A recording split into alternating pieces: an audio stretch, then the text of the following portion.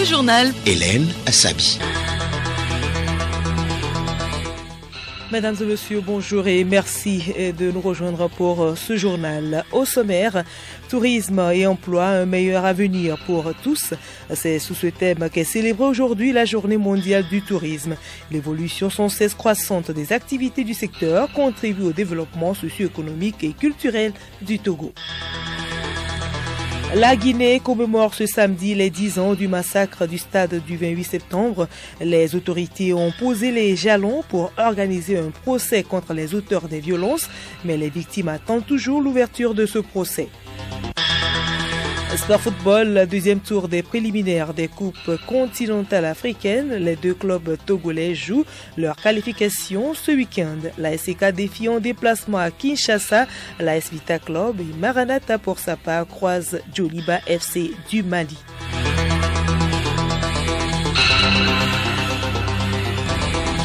Radiolomé.tg. Mesdames et messieurs, une fois encore, bonjour. Apothéose ce matin à Néron de la 40e édition de la Journée mondiale du tourisme. Plusieurs activités vont meubler cette journée, dont une conférence débat dans la préfecture des Lacs. Cette conférence s'est déroulée donc autour de plusieurs thématiques. Tourisme face aux défis du PNUD, du PND, tourisme et emploi décent. Cette conférence débat sera suivie par une caravane, puis une dégustation des mets. Placée cette année sous le thème Tourisme et emploi, un meilleur avenir pour tous.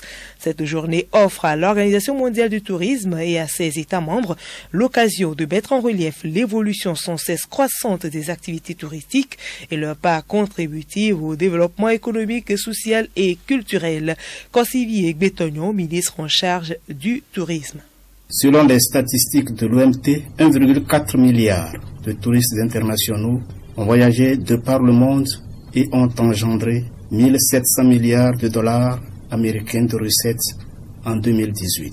Le tourisme contribue à 10,4% au PIB mondial et fournit un emploi sur 9 dans le monde. Dans leur publication conjointe, l'Organisation mondiale du commerce, l'Organisation mondiale du tourisme et le Conseil mondial du voyage et du tourisme estiment à 313 millions le nombre d'emplois directs et indirects créés par le tourisme et les voyages en 2018 dans le monde. L'Afrique a engrangé 67 millions d'arrivées de touristes pour 38,5 milliards de dollars américains, représentant respectivement 5% du total mondial des arrivées et 3% des recettes. Les prévisions de l'OMT estiment les arrivées internationales à plus de 1,10 milliard de touristes en 2025, avec des retombées économiques et sociales proportionnelles à cette progression. Le Togo a enregistré 712 000 touristes en 2018 et se positionne en Afrique de l'Ouest comme une destination touristique en pleine renaissance.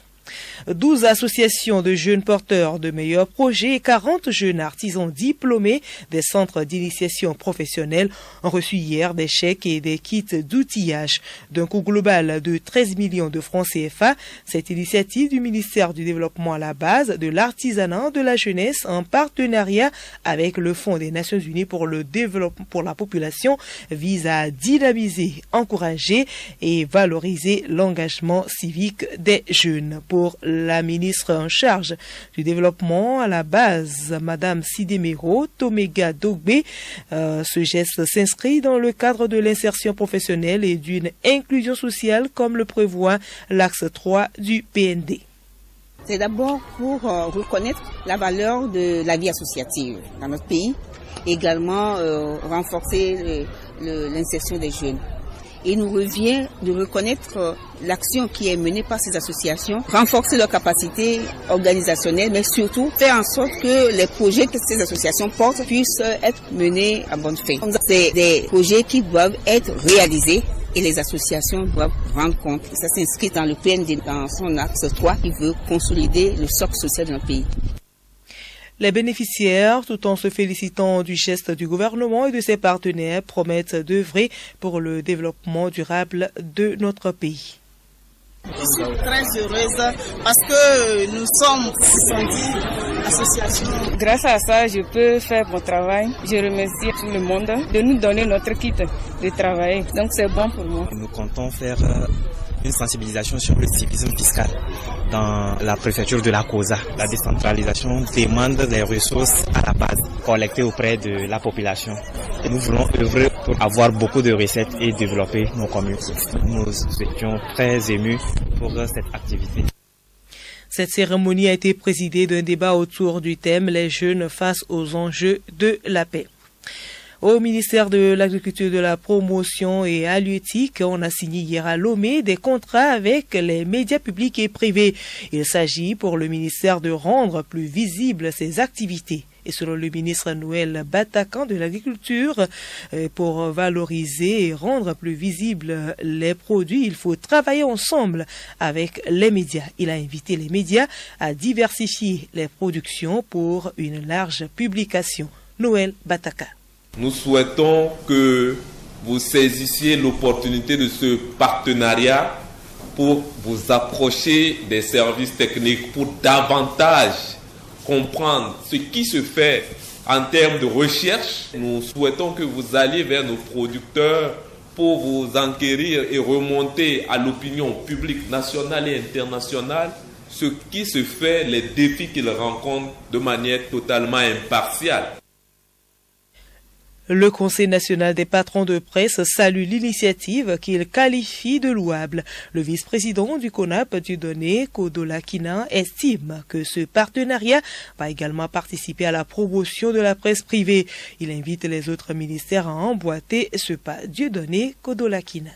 À travers une telle initiative, je pense qu'on peut inviter plusieurs autres ministères à s'engager pour chercher des fonds, aussi bien sur le plan national que sur le plan international, pour aider la presse, surtout la presse privée togolaise, et que plusieurs ministères puissent travailler, par exemple, auprès de leurs partenaires, sur le plan local comme sur le plan international. Le projet de gazoduc de l'Afrique de l'Ouest fait l'objet depuis hier à Lomé d'un atelier d'amendement de sa loi et de son règlement. Les experts vont axer leurs travaux sur les propositions d'amendement de la loi du gazoduc de l'Afrique de l'Ouest et de son règlement avec les institutions concernées en vue de soumettre des propositions harmonisées pour adoption par les parlements des 4 États parties. Debo Kamba Barandao, directeur général de l'autorité du gazoduc de l'Afrique de l'Ouest. Les textes qui ont été adoptés pour la mise en œuvre du projet et son exploitation datent de 2003-2004. Nous avons, au fil du temps, évolué et certaines difficultés, en l'occurrence, par exemple, le régime fiscal qui avait accordé un certain nombre d'avantages à la société. Et ces textes nécessitent une retouche. La démarche d'amendement vise à créer une solidarité autour d'une fourniture énergétique durable du gaz pour la sécurité énergétique de la sous-région. Et pour le ministre des Mines et de l'Énergie du Togo, c'est une immense œuvre qui nécessite l'apport de toutes les parties. Dédérieux Abli Bidamon. Cet atelier vise d'abord à vous imprégner des réalités du gazoduc de l'Afrique de l'Ouest après 8 ans d'exploitation. Il vise ensuite à harmoniser les points de vue des experts que vous êtes sur des amendements que l'épreuve du temps ou l'expérience de l'exploitation ont rendu nécessaires. Les textes qui sont soumis à votre étude dans le cadre de cet atelier constitueront les socles du développement futur du gazoduc de l'Afrique de l'Ouest une fois adoptés par les parlements respectifs. Le gazoduc reste pour le Togo, le Bénin, le Ghana et le Nigeria un outil de solidarité pour un développement intégré en matière de production d'énergie. Et nous poursuivons avec ce communiqué. La présidente de l'Assemblée nationale informe les honorables députés que la deuxième session ordinaire de l'année aura lieu le mardi 1er octobre 2019 à 9h au siège de l'Assemblée nationale. Le journal Hélène Assabi. À l'étranger, massacre du 28 septembre en Guinée-Conakry, les victimes attendent toujours l'ouverture du procès. La Guinée commémore ce samedi les 10 ans de ce massacre, mais depuis, les autorités ont posé des jalons pour organiser un procès contre les auteurs des violences. Mais 10 ans plus tard, ce procès tarde à être organisé. Plusieurs organisations de la société civile appellent les autorités à accélérer le processus. Le ministre de la Justice assure que la volonté politique est sans équivoque. Reste toutefois 2 contraintes pratiques à lever. La rénovation de la cour d'appel qui doit abriter ce procès et la préparation des magistrats et personnels judiciaires qui seront en charge de ce dossier. L'Union africaine veut reprendre en main le dossier libyen. Une discussion à huis clos s'est tenue hier en marge de l'Assemblée générale des Nations unies sur la situation en Libye. Une rencontre précédée d'une réunion du Conseil de sécurité. Rien n'a filtré de ces rencontres, mais selon une source, l'Union africaine entend désormais reprendre donc la main sur un dossier qui, pour l'instant, lui échappe. Au Tchad, l'ambassade des États-Unis a livré hier 60 véhicules au groupement spécial antiterroriste tchadien. Cette aide rappelle l'importance de l'approche bilatérale américaine. Elle s'inscrit aussi dans le cadre du G5 Sahel qui vient faciliter la mobilité aux frontières. Écoutez Radio Lomé sur le web sur le www.radiolomé.tg. En page magazine, l'agenda culturel n'évoque rien que de la musique aujourd'hui. Le projet Maupassi sur le Togo en français, la main de Dieu sur le Togo de l'artiste de la chanson King Ali Sam et le festival africain de musique Festimuse sont les principales activités ce week-end. Gabriel Ayena. L'apothéose du Festival africain de musique Festimuse 2019, c'est demain donc samedi. C'est une rencontre qui va réunir des artistes du Togo et d'ailleurs, on retrouvera sur scène de grands noms de la musique togolaise tels que King Messon, Charles Lozo et bien d'autres.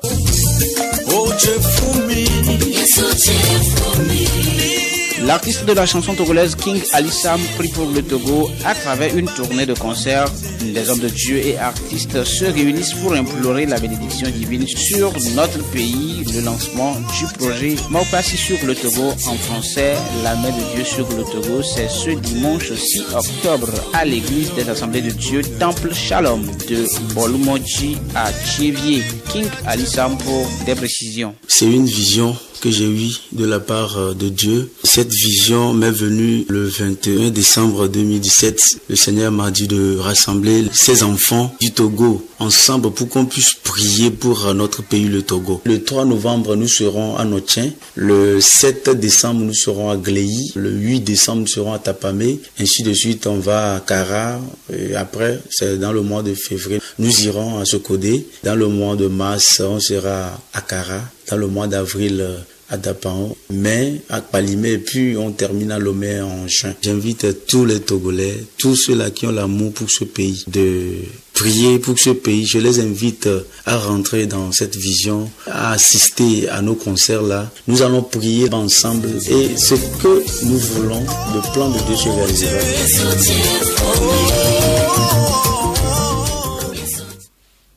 Sport, les coupes africaines sont à l'honneur ce week-end. Les clubs togolais SCK et Maranatha se mesurent respectivement à AS Vita Club de RDC et Djoliba FC du Mali. Début aussi ce samedi de la coupe de l'UFOA au Sénégal. La bande à Balo-Dossé entre en lice face au Nigeria. Sibi Lawson. La SCK, qui a maîtrisé son adversaire à l'aller 0-0, essaiera de récidiver ce dimanche face à l'AS Vita Club devant ses supporters à Kinshasa. Ceci étant, le club de Kinshasa n'aura pas droit à l'erreur et devra jouer son va-tout pour se qualifier pour la phase des groupes. En Coupe de la Confédération, sauf renversement de situation, le match Maranatha-Djoliba devra consacrer la qualification du club malien à la faveur du score aller de 1.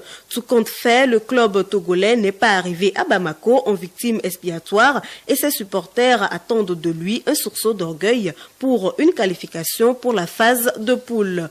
Football toujours, la Coupe de l'UFOA Sénégal 2019. 16 nations de l'Afrique de l'Ouest vont participer à la compétition qui démarre ce samedi. Le Sénégal, pays hôte, s'oppose à la Guinée-Bissau à 17h. À la même heure, le Togo sera face au Nigeria. Voici les affiches de 20h. Burkina Faso, Mauritanie. Et puis la Sierra Leone se mesure au Libéria. Dimanche, le Mali affrontera le Niger et la Côte d'Ivoire jouera le Cap-Vert. Il faut rappeler que la précédente édition 2017 a été remportée par le Ghana qui sera aux prises avec la Gambie le lundi prochain. Un mot sur la CAN de Maracana 2019 en Guinée-Conakry. Dans la catégorie Super Senior, le Togo s'est défait du Sénégal 1-0. Le Mali bat le Canada 2-0. Burkina Faso 1-3 pour le Bénin. Mali 1-0 pour la Côte d'Ivoire. Chez les seniors, le Togo s'illustre également en battant les États-Unis 2-1. La Côte d'Ivoire étrille 6-0 le Canada, 1-0 pour la Guinée devant le Burkina Faso et Mali sur classe 2-1 Sénégal. Du rugby pour refermer cette page des sports, la 9e Coupe du Monde de rugby 2019 au Japon était au programme ce jeudi. L'Italie s'est facilement imposée face au Canada 48-7. Dans le groupe du 15 de France, l'Angleterre a étrillé les États-Unis sur le score sans appel de 45-0. Prochain rendez-vous pour les 15 de la Rose, un choc face à l'Argentine mercredi prochain. Pas de rencontre ce vendredi. La compétition reprend ses droits de cité demain avec 3 rencontres dont un alléchant Japon-Irlande. L'Afrique du Sud affrontera la Namibie tandis que l'Argentine sera opposée au Tonga.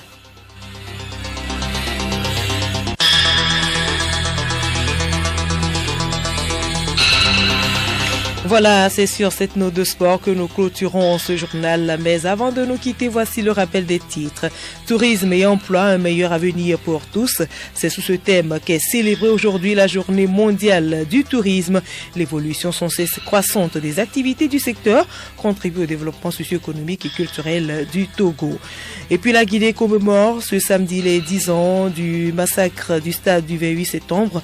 Les autorités ont posé des jalons pour organiser un procès contre les auteurs des violences, mais les victimes attendent toujours l'ouverture de ce procès.